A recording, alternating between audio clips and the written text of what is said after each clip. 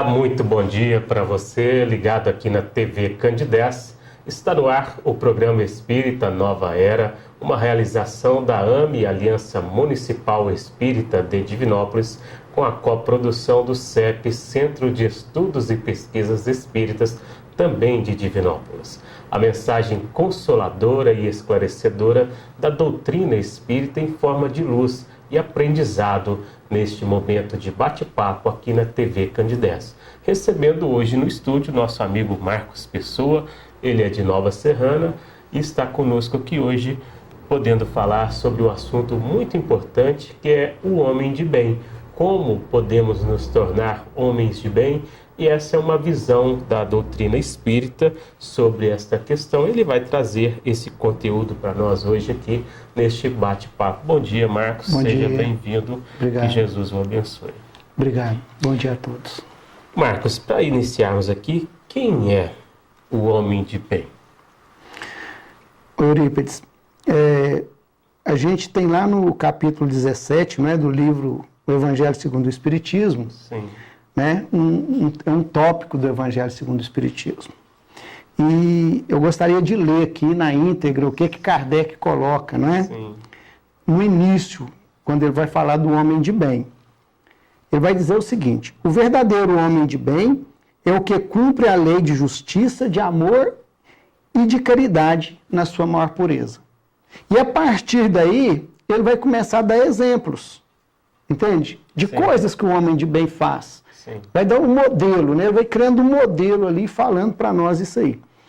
E, então, essa questão do homem de bem, da gente entender essa proposta, porque essa proposta ela é muito completa, né? A gente às vezes vai até achar que o que está falando aqui seria perfeição máxima, mas lá no finalzinho ele ainda fala para nós o seguinte: olha, o homem que tem todas essas qualidades, né? Até peço o pessoal para ler o que está lá, porque não daria tempo da gente abordar Sim. tudo aqui.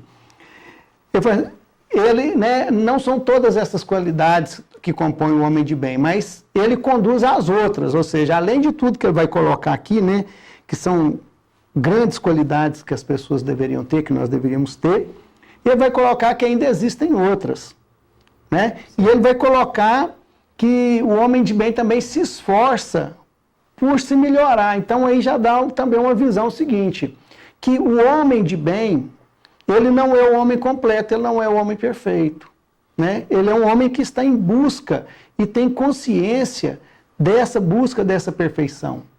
E isso é muito importante, porque, ou seja, é o meu foco, é a minha meta, é aonde eu quero chegar. É igual você falou, será que eu quero ser um homem de bem? O que é ser um homem de bem? Por que eu preciso ser um homem de bem? Né? Então aqui Kardec vai colocar justamente isso para nós. Entende? Essa necessidade, né? Esses valores que podem nos conduzir a uma posição do bem, né? Hoje é muito, né, popular isso, né? Ser uma pessoa do bem, né? O cara é do bem, a pessoa é do bem, né? E a gente entender o que é do bem realmente, acho muito importante. Então aqui a gente tem detalhadamente sobre isso aí. Seria então justamente isso que o Kardec coloca, essa busca dessa perfeição através de começar aí vencer essas más inclinações, essas más tendências, procurar uma postura mais adequada, mais, vamos dizer assim, correta diante da vida, né? Este é o verdadeiro caminho para conquistar o meio de ser um homem de bem. Sem dúvida, né? Não é uma completude não, mas é a busca dessa completude constante, né?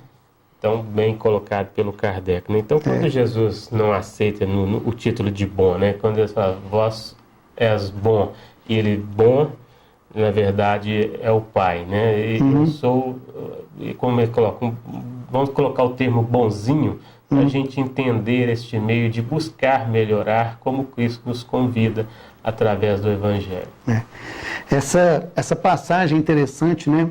Porque ela está gravada nos 3 Evangelhos, entendeu? De João, de Marcos e de Mateus. E são muito parecidas, porque às vezes dá uma divergência de um Evangelho para outro.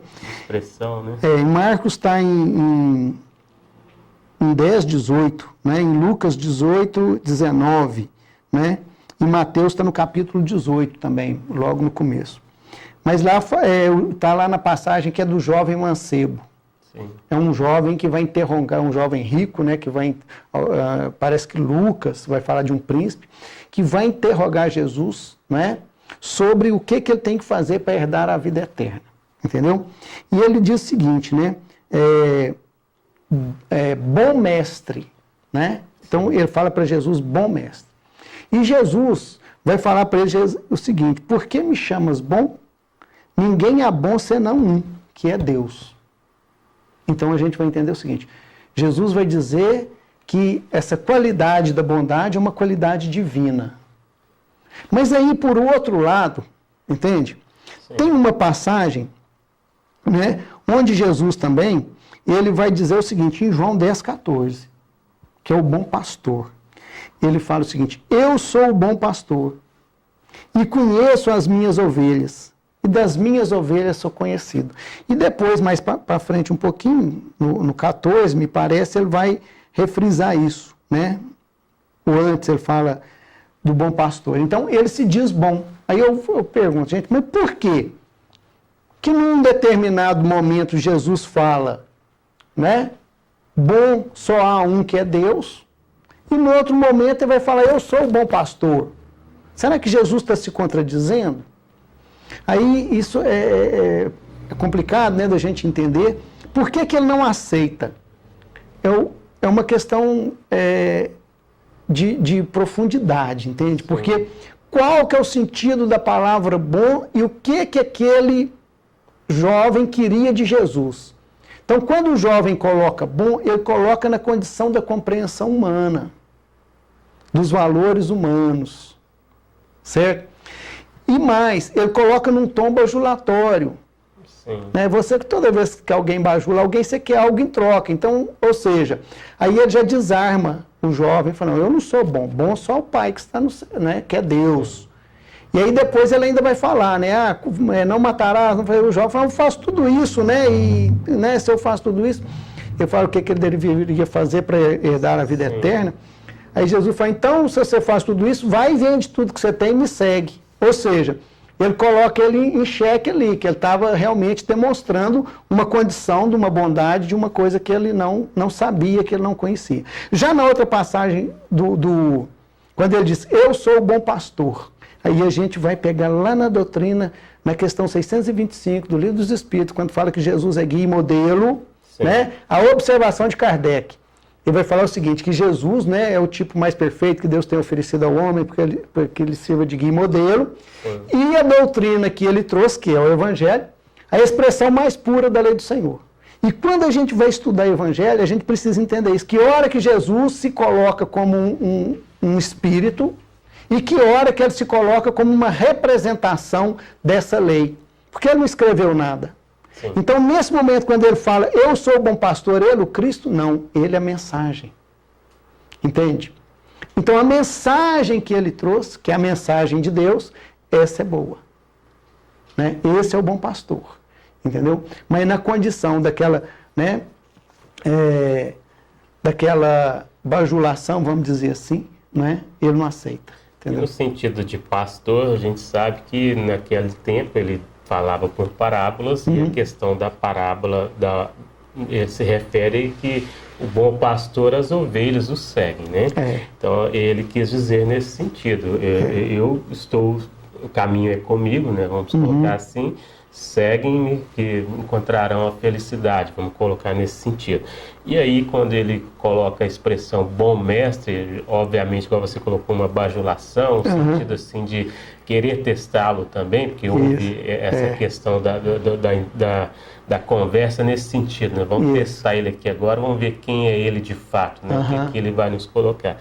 E aí ele coloca, bom é o Pai, né? Então, assim, para a gente entender, o bom no sentido que a gente também tem que ter a humildade, e também o bom no sentido que a gente tem que realmente pensar naquelas quesitos que nós já conquistamos, né? Nas virtudes que já adquirimos. Importante. E é isso que ele quis nos mostrar realmente com esses pensamentos para a gente refletir, não é verdade? Sem dúvida, isso mesmo. Né? Então, o Evangelho tem essa riqueza, né? Tem essa. O Evangelho, a gente está, às vezes, acostumado com o estudo miudinho, né? Você vem 10 para o estudo, você chega com uma ideia e vai embora com 10. Isso. Né? Maquinando. Então, é muito bom e é necessário. O homem de bem, então, Marcos, e o homem bom, o homem de bem e o homem bom, eles se distinguem em que momento? Como podemos entender melhor aqui para os nossos amigos telespectadores esta passagem que Jesus coloca para nós? Então, agora aí olha para você ver. Aí tem uma outra pegadinha. A gente precisa entender o bom lá, Isso. Né? Porque quando ele está falando do homem de bem, o homem que busca o aprimoramento, né? Ele vai fazer assim, ó, respeita nos outros as convicções sinceras e não lança anátema. Kardec vai falando isso. Aí tem um ponto que ele diz o seguinte, ó, o homem de bem é bom, humano e benevolente para com todos. Entende? Mas Kardec então está dizendo que o homem de bem é bom. Mas bom não é só Deus? Não, bom, né, na visão de Jesus, é aquela mensagem que vem de Deus. É aquela, né, que ele vai se dizer. Então, quando Kardec coloca que o homem de bem é bom, a bondade, né, ela é uma das características do homem de bem. É um dos valores que o homem de bem precisa buscar. Dele, né? Ele é uma dessas características, né, com a benevolência, né, com a paciência, porque lá no Evangelho, segundo o Espiritismo, né, a palavra bondade, ela aparece 40 e tantas vezes, eu pesquisei, não me lembro agora a quantidade certa, e na sua quase totalidade, a palavra bondade, ela está associada a Deus. Bondade divina, bondade de Deus, Deus na sua bondade, entende? Então, é uma qualidade realmente que nos aproxima muito da divindade, né? Porque você chegar num estado de bondade, não o bonzinho, como você falou, né? O bonzinho geralmente é aquele que aceita tudo, que tudo está certo, mas o bom, né, é diferente do bonzinho. Então, essa bondade, esse bom, ele é um valor, né, do homem de bem, que deve ser perseguido, né, que deve ser procurar ter esse valor, porque ele nos aproxima muito da divindade. E ele vai encerrar várias atitudes, várias ações, a ação do amor, né, porque senão aí fica mais complicado, não seria bondade. Né? Igual Kardec próprio coloca nessa passagem no Evangelho, ele põe essa parte onde fala, sede perfeitos como o vosso Pai e aí ele traz para nós essa reflexão sobre a questão do homem de bem, vencer as suas más inclinações.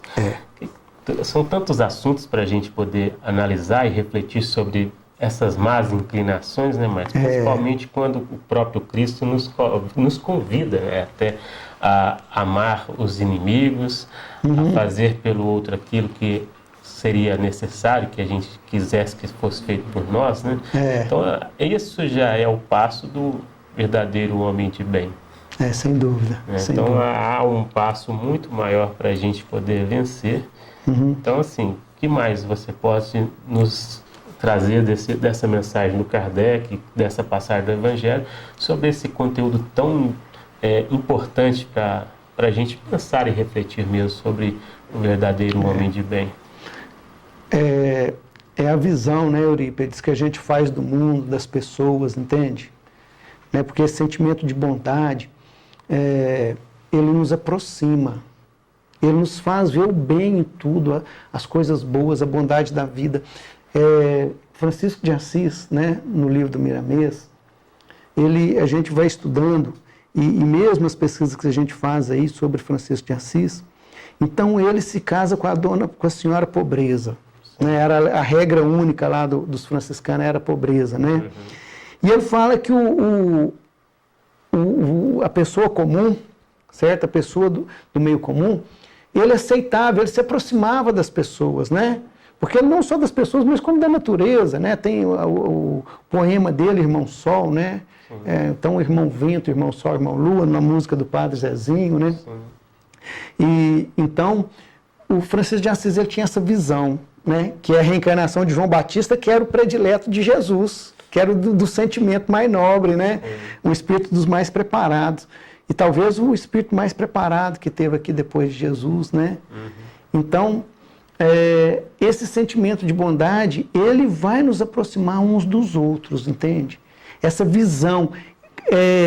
Francisco de Assis ele chega no ponto de dizer o seguinte, que não era só a pobreza externa que os monges ou os franciscanos deviam procurar. Nos outros ele aceitava tudo, ele aceitava as condições da vida mundana, sabia da necessidade e via o bem em tudo. Porque naquela época a maioria dos religiosos ficavam em mosteiros, se afastavam do povo e condenava tudo no povo e condenava tudo no mundo.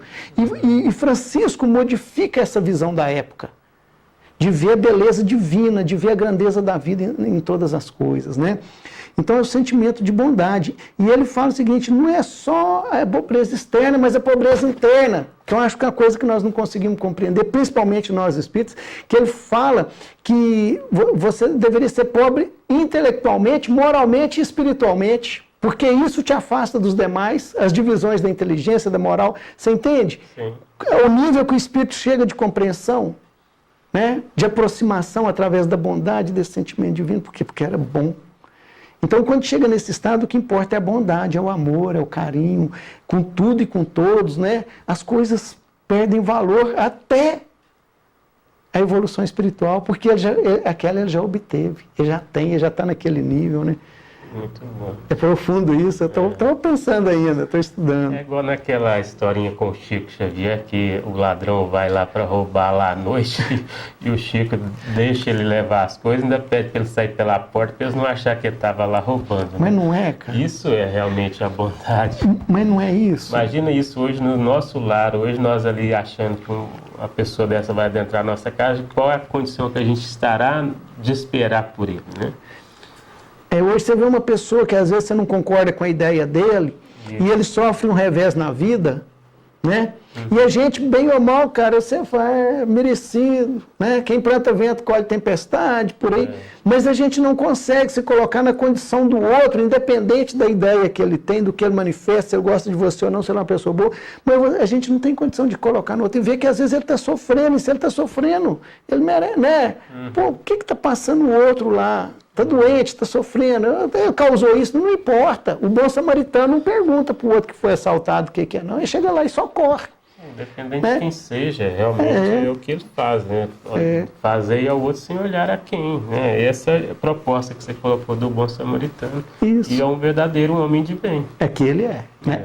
É a mensagem, né? A parábola do Evangelho que mais traduz para nós qualquer tipo de ação, de atitude, de caridade. Muito né? bem. Qual o primeiro passo para se tornar, então, um ser melhor? Qual que é esse caminho, assim, que você pode nos dizer à luz da doutrina espírita para nós? A doutrina espírita tem uma receita para isso. Entendeu? Kardec deixou a receita. Kardec, né, perguntou aos espíritos, os espíritos deram a receita. Na questão 780. Entendeu? Kardec pergunta aos espíritos o seguinte, né? Se a evolução intelectual precede a evolução moral. Sim. Então, quando nós estamos falando de homem de bem, nós estamos falando de aprimoramento de sentimentos. Sim. E não só de conhecimento. Sim. Porque conhecimento a gente está cheio, né? Mais do que a gente talvez tenha necessidade no momento. Eu falo da humanidade em si. Porque muitos conhecem, mas poucos vivem aquilo que aprenderam. Né? E Jesus fala, né, que se seus olhos forem bons, todo o teu corpo terá luz. Luz é conhecimento, né, metaforicamente. Mas cuidado para que a luz que há em ti não se transforme em trevas. Então, através da luz, a gente fez a bomba atômica. Sim. Tá certo? Então, o primeiro passo, né, aí os espíritos respondem. Precede a evolução intelectual, precede a evolução moral? Aí os espíritos respondem o seguinte, decorre desta, mas nem sempre a segue de imediato. Então, ou seja, a evolução moral, o aprimoramento, o aperfeiçoamento, decorre da evolução intelectual. E a evolução intelectual não é só conhecer física, química, biologia, doutrina espírita em si, mas é filosofar, é entender, é buscar. A pessoa te bate a porta, te pede 1 quilo de mantimento, você pega e ela te pede dinheiro para pegar o ônibus e ela está cheirando álcool. Você dá ou não o dinheiro? Se você tiver de pensar, entendeu? Ainda você não tem uma evolução intelectual para decidir aquilo ali. Você fica, né, patinando, igual eu falei aqui agora. Estou pensando na colocação de Francisco de Assis. Não tem evolução intelectual, ainda vou, né, um dia talvez a gente tenha. Então é essa evolução intelectual. Né? E aí segue-se a essa evolução intelectual a evolução moral. Aí os espíritos, né, como pode decorrer, né, a evolução intelectual, engendrar a evolução moral? Aí ele fala, dando melhores condições, né, do homem de conhecer o bem e o mal, de entender o que é bom e o que não é. E então, melhores condições de uso do livre-arbítrio. Então, ou seja, para eu me tornar um homem de bem, eu preciso conhecer mais profundamente a vida e as leis da vida. Que hoje as leis da vida não são só para nós, ou as leis divinas, vamos falar de leis da vida, leis divinas, leis universais. Química, física, biologia, lei divina, lei universal, né? As leis morais, leis universais.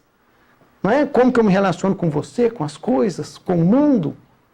Então, quais as leis que regem isso? Como são essas leis? Então, esse conhecimento, esse entendimento é o primeiro passo, porque depois que você aceita a lei divina da evolução, já trata disso de forma automática, porque toda vez que você não cumpre aquilo que você já sabe, a consciência aponta, né? Porque é onde a lei divina está gravada na consciência, depois que você desperta ela, que você entendeu, ampliou, né? Aí se você não cumpre, ela acusa. E aí você colocando essa parte aí nessa questão do Livro dos Espíritos, nós vamos lá na pergunta 919, né? Que Kardec pergunta qual o meio mais eficaz tem o homem de se melhorar nesta vida. E aí Santo Agostinho traz aquela fala muito... sem dúvida, sem dúvida. Importantíssima, reflexão muito boa para a gente pensar. Autoconhecimento. Conhece-te a ti mesmo. Muito bem lembrado, porque é uma passagem importantíssima, né?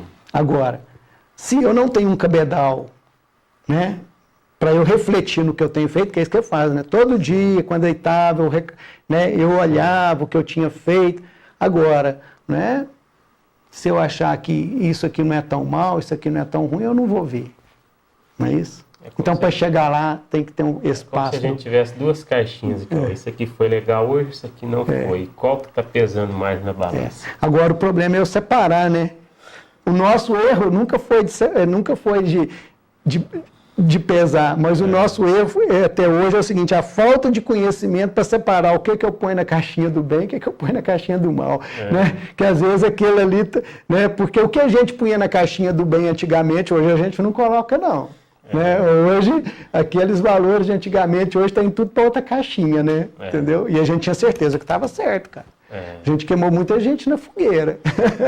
São tempos novos, reflexões novas, né? Na verdade, a gente com o tempo vai aperfeiçoando, entendendo o que é o necessário, né? A quem muito é dado, muito foi cobrado, né? Então, nós sabemos já o passo adiante. Né? Marcos, lá no Evangelho segundo o Espiritismo, nas características do homem de bem, fala que o homem de bem estuda suas imperfeições. Ele estuda. É isso que nós estamos falando aqui, de separar realmente, de avaliar o que é certo e o que é errado. O que isso representa, o que podemos refletir sobre isso? Olha, eu lembro do Sr. Roberto Gontijo. O Sr. Roberto Gontijo falava uma coisa muito interessante. Ele falava o seguinte, se o velhaco soubesse, por velhacaria seria bom. Entende? Né? Ou seja, refletir, entender e buscar cumprir as leis divinas, entendeu? É uma coisa que quando você compreende essas leis, certo? A gente procura realmente vivenciá-las e vivê-las. Por quê? Porque o objetivo delas é a nossa felicidade. Sim. Entende? Então, procurar conhecer, e ele fala estudar. Aí, o que é estudar? É isso tudo que a gente está falando. O que é bom, o que é ruim? O que era bom ontem já não é bom hoje. E será o que eu estou achando que é bom hoje? Será que amanhã eu vou continuar achando? Entende? E analisar. E a gente tem um termômetro muito bom para isso, sabe, Eurípides? Sim. Porque a gente geralmente, eu costumo falar dos nossos valores negativos, não vamos falar defeito, né? Igual a iceberg. Fica uma pontinha para fora e 3/4 debaixo d'água. Só aparece a pontinha, mas na hora que ela derrete, entendeu? Sempre vai ter uma pontinha para fora, entendeu? Essa pontinha é aquilo que mais nos faz sofrer no momento. Você quer saber qual o seu maior, né? Por que eu sofro tanto? Estuda o que causa o seu sofrimento, em quais os momentos, da onde que vem, você vai achar ali suas maiores imperfeições. Então essas, né, que a gente precisa entender. Então estudar, e é difícil, porque a gente evoluiu e tudo que nós adquirimos através da evolução nos trouxe até esse ponto.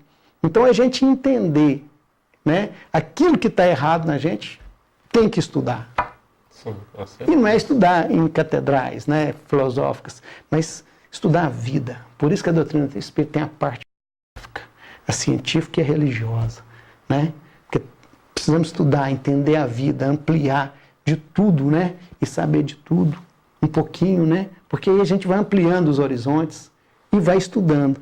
E aí a gente se aproxima cada vez mais da nossa destinação final, que é a felicidade suprema. Não é isso? Sim, com certeza. Dentro do que você está falando, realmente aí já é o momento assim, de se autoavaliar e conhecer a si mesmo, né? Sem dúvida. Bom, nós chegamos aqui ao final do nosso programa, nesse bate-papo de hoje com Marcos Pessoa. Marcos, nosso agradecimento pela sua participação, Obrigado. contribuição aqui com o nosso programa, o programa Nova Era, que é uma realização da AME e a coprodução do CEP. Qual mensagem você deixa aos nossos amigos telespectadores nesta manhã de sábado? Sem autoobsessão, né? Com muita compreensão e entendimento dos valores que nós possuímos hoje. Porque quando eu descubro uma coisa que não é tão boa em mim, já é um passo muito positivo, porque antes eu nem sabia. Sim. Então, autoentendimento, auto-perdão, auto-amor, né? Cuide bem de você, cuida, né? Não entra em neuro, em paranoia não, porque não vai te levar a nada, né? Então, cuide-se, ame-se, né? Que daí isso vai redundar em sua volta e vai voltar em seu benefício. Com certeza. Agradecemos, Marcos. Eu que agradeço. Agradecemos a você também pelo carinho da sua audiência. Um bom dia e até o próximo programa.